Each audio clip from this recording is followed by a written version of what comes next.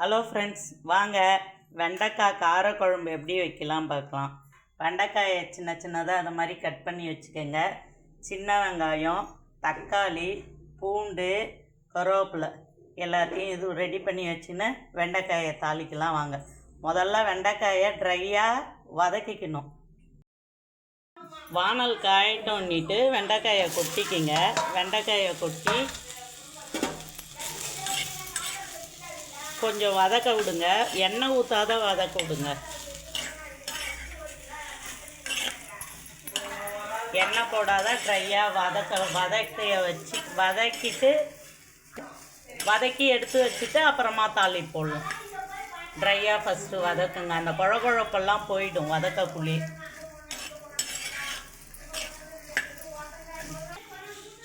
வதங்கிறது போதும், அள்ளிக்கலாம். வாங்க பாருங்கள், அந்த பிசு தன்மைலாம் இல்லை பாருங்கள். அந்த குழப்பெல்லாம் இல்லாத இருக்கிறதுக்கு தான் ஒரு சும்மா ட்ரையாக ஒரு வதக்கிறது.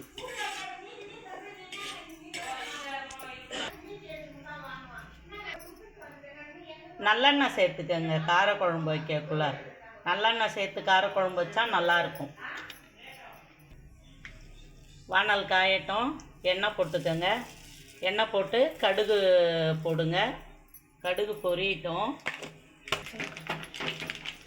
கடுகு பொரியுது. கடுகு பொரியட்டோன்னு பூண்டு சேர்த்துக்கங்க. நாங்கள் ஆடன நல்லெண்ணன்றதுனால அது அப்படி தான் பொங்கும். மல்லாட்டை எண்ணெயும் நாங்கள் ஆடந்து தான், நல்லெண்ணெயும் ஆடி தான் வச்சுருக்கோம். அதனால தான் அது பொங்குது. பூண்டு போட்ட பிறகு வெங்காயம் சேர்த்துக்கங்க. சின்ன வெங்காயம் சேர்த்துக்கங்க. குழம்பு ரொம்ப டேஸ்ட்டாக இருக்கும்.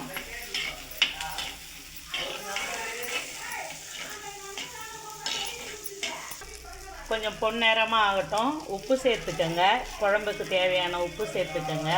வெங்காயத்தோடய சேர்த்து வதக்குனிங்கன்னா சீக்கிரம் வதங்கிடும் வெங்காயம். ஒரு சிட்டிகை மஞ்சத்தூள் சேர்த்துக்கங்க.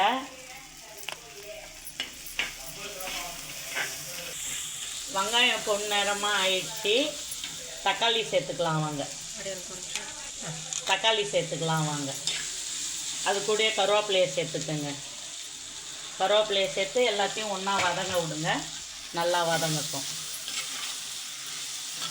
நல்லா வதங்கினதுக்கப்புறம் வெண்டைக்காயை சேர்த்துக்கலாம். வெண்டைக்காயை சேர்த்துக்கிறோம். புளி கரைச்சி வச்சுக்கிறோம். புளி தண்ணியை ஊற்றிக்கலாம். புளி தண்ணி இன்னும் பார்த்து நீ கீழே வரணும். தக்காளி, வெங்காயம், பூண்டெல்லாம் போட்டு நல்லா வதக்கியாச்சு. வாங்க, வதக்கி வச்ச வெண்டைக்காயை போட்டுக்கோங்க. வெண்டைக்காயை போட்டு நல்லா வதங்க விடுங்க எண்ணெயில்.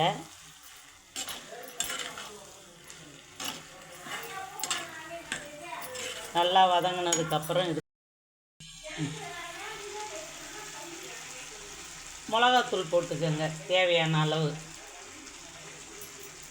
போட்டு புளியை கரைச்சி வச்சுருக்குறோம், ஊற்றிடலாம். வாங்க,